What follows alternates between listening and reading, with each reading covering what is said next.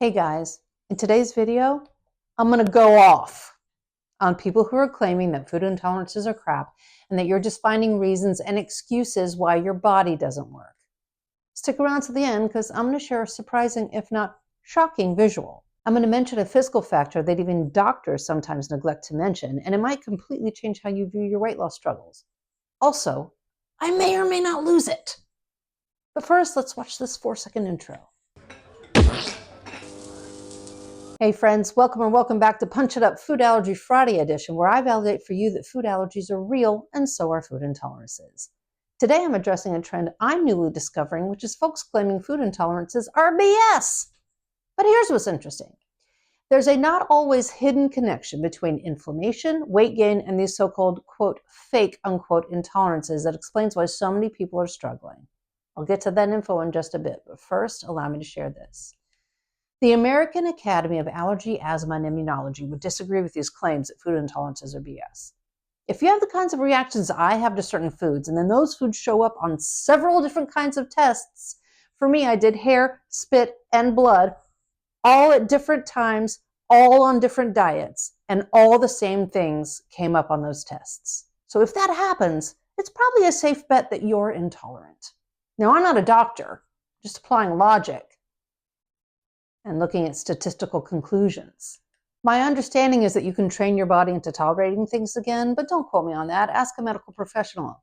I consulted medical professionals, and I'm trying to retrain my body to tolerate things. It's slow going. Not only am I not a doctor, but those folks claiming that food intolerances are bogus are probably also not doctors. I am, however, under the care of count them three actual doctors for this issue, a GP, a GI, and a holistic internal medicine specialist, because I'm covering all my bases. Don't worry about me. They all work in concert with one another to understand and advise me. They would all disagree with this claim, vehemently, in my case. Listen, I'm not trying to sell you anything, nor am I trying to convince those of you who think it's all malarkey that it's not. I'm here to validate for anyone experiencing the crap I experience when I eat things to which I'm intolerant, that it's not your imagination. You're not making excuses, except if you are, and I address that in a minute. Stay with me. Allow me to apologize for any attitude you are perceiving as bad. As a woman, I get a little triggered when I'm told that I'm not experiencing what I'm experiencing in my body. I will detail for you again in a couple of minutes what happens to me after I eat a, quote, safe meal. It will either shock you or you will relate, or if you're trying to sell people something, you'll call it crap. To those a-holes, all I can say is, it's documented from here to the moon and back, Dick. Your name's Dick, right? My attitude is explained thusly. Historically, and don't take my word for this, look it up for yourself, there is a distinct and measurable pattern of women's concerns and physical distress being dismissed, misdiagnosed, or what? Attributed to psychological factors, i.e., making excuses, rather than being actual physical issues. I'm an elder Gen X, so you can rest assured I have dealt with this my entire life. I can no longer be gaslit, but that does not dissuade folks on the interwebs from trying. I'm not just talking to the ladies out there. I'm talking to anyone who experiences distress when they eat certain foods. I mentioned the lady issue to explain why I'm triggered. Like and subscribe. Now, I'm a big fan of a creator out there named Liam. And while I love his content, I recently saw something surprising he shared that lit me up. This is a picture of Liam. This is his address. I'll link it down below. Go follow him. He's studying nutrition. He's fun and funny. And what do we say here on Punch It Up? Humor helps, humor heightens, and humor is everywhere. He's really fun to watch, and he has a reasonable way of approaching several things, but particularly diet. I check in with him daily because generally speaking, I find him to be inspirational and motivational and uplifting, and I get a smile out of it. And those are my 4 daily macros. But he highlighted a couple of people who basically said food intolerances were, let's say, born of bull and can't be tested because the tests are just measuring some stuff that isn't indicative of blah, blah, blah. Those claims completely blindsided me and exposed a malicious misconception that might be hindering your journey without you even realizing it. He highlighted this carpet muncher who said, the chances of you being a special exception for how food works in your body and how exercise affects your body in terms of weight loss or weight gain is very, very slim. I know it's very easy to want to look for excuses or reasons why you're not the problem, but chances are you are the problem when you're not losing weight. I'm sorry, it's true, but it needs to be said. Does it? Does it have to be said? Do you think that people struggling are going to be motivated by you saying they're lazy? Do you think people who struggle with weight loss don't look in the mirror every damn day and tell themselves how worthless they are and how they're the problem and how they deserve to be fat because they don't have value? Now, you're not even saying the chances are non-existent. You're saying they're slim. And also, are they? Are the chances slim? Because according to my doctors, food intolerances cause inflammation. And in my case, extreme inflammation. And what does inflammation do to us, you ask? Well, according to NIH, the National Institute of Health, which may or may not be around for much longer, but is currently, and Mayo Clinic Press, inflammation can disrupt metabolic processes and lead to insulin resistance, which leads to elevated blood sugar levels. It reduces the body's ability to burn calories. It promotes the accumulation of fat cells in the abdomen area. It causes fluid retention, stimulates hormones that increase appetite. It also causes pain and fatigue, making it harder to exercise, and etc., and also etc. Here's what is truly shocking about inflammation that seemingly only a few people are talking about. According to these same sources, about 57% of grown folks who are overweight in this country have a lot of inflammation, which is not a slim margin, friend. I mean, I'm not great at math, but I would even go so far as to say that 57% is a freaking majority.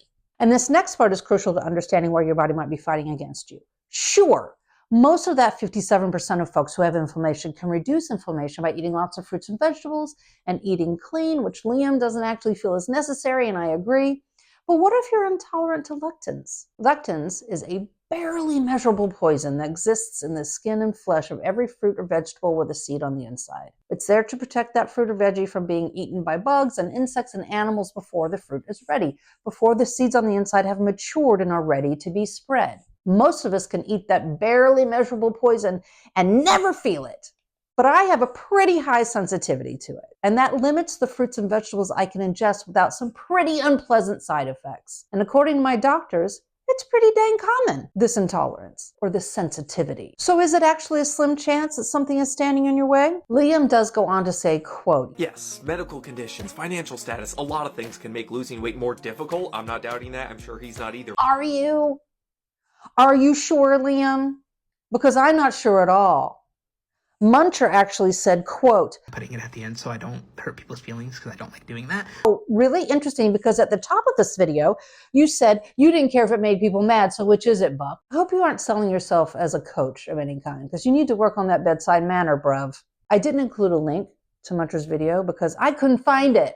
I paid $10 to do a facial recognition search and couldn't find the video or a social media page for this dude or any dang thing. And frankly, I'm glad, because I'm not going to help Sepsil Ring here get clicks. Because seriously, to quote Liam, that dude claiming you're just lazy effers looking for excuses, I'm going to wager he's not a doctor or a medical professional. But clearly he knows that if you're overweight, you're a prick, so time to feel like shit about yourself and go.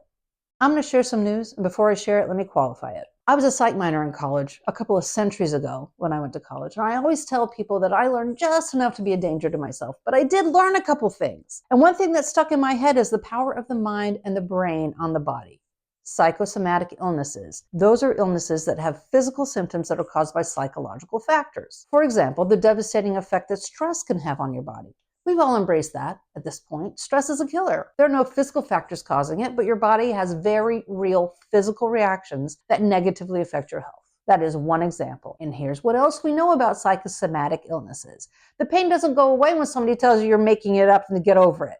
That's not how our brains work. You can't just say, oh, I didn't realize. Hold on.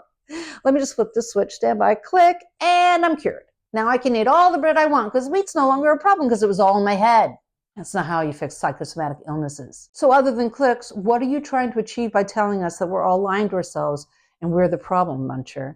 Here is the news that I was promising mere sentences ago. And this might be the most important takeaway from this entire video. Just like with stress, if food intolerances are all in our heads and we're causing ourselves distress with our belief that those foods are making us sick and stealing our lives, then eliminating those foods will stop that pain. Doesn't matter where you start. If you have a physical reaction to a food or your brain causes a physical reaction based on beliefs, the solution is the same. Eliminating those foods is going to stop the pain no matter where you start it. Now, I'm not telling anyone to avoid fruits and vegetables. I eat tons of them every dang day. I just avoid the ones that cause me distress, and that makes my choices limited. I told you before I would detail what happens to me when I eat food to which I'm intolerant. Comment below if you experience anything like this. I'd really appreciate hearing it.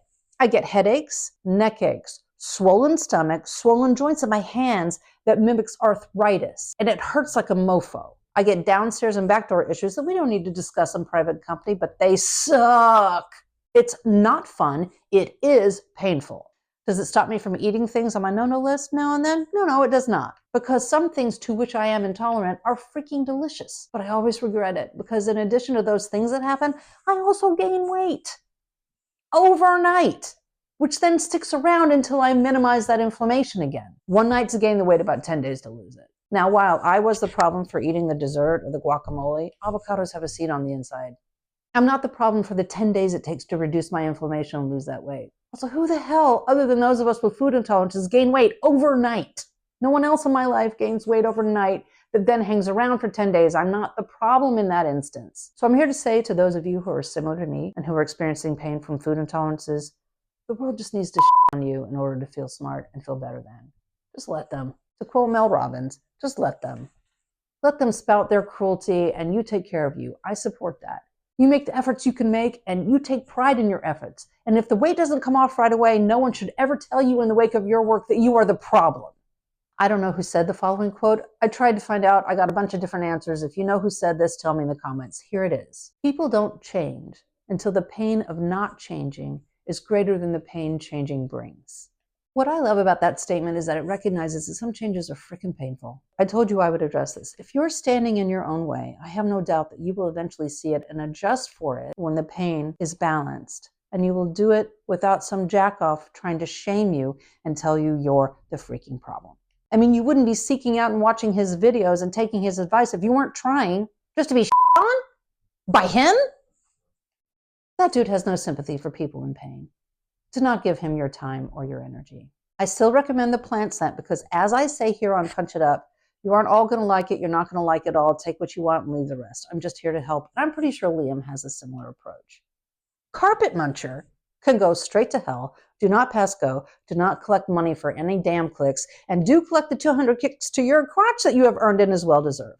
Also, it is entirely possible that I misunderstood the point Liam was making and had a knee-jerk reaction. Go watch the video and decide for yourself. You're welcome to come back here and share your take on it below, but I'm not likely to dim my fury.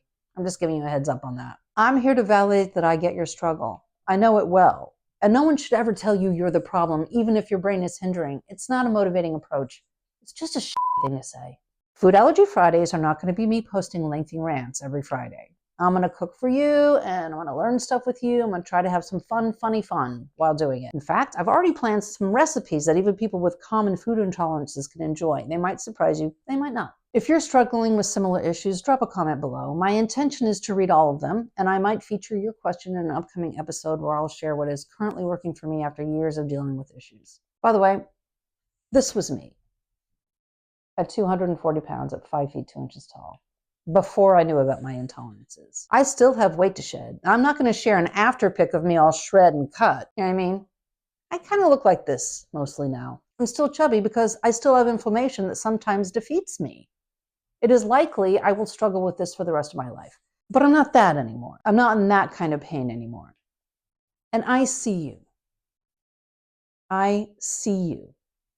Thanks for staying until the end. I hate how long this ended up being. I had a lot to say. I want to say one last thing. You done good. Why don't I understand words sometimes? Allergy Friday. Don't know why I drool. You don't know why I drool, y'all. I consulted medical... Motherfucker. Can't touch myself. Well, I can, but not on camera unless I want to get arrested.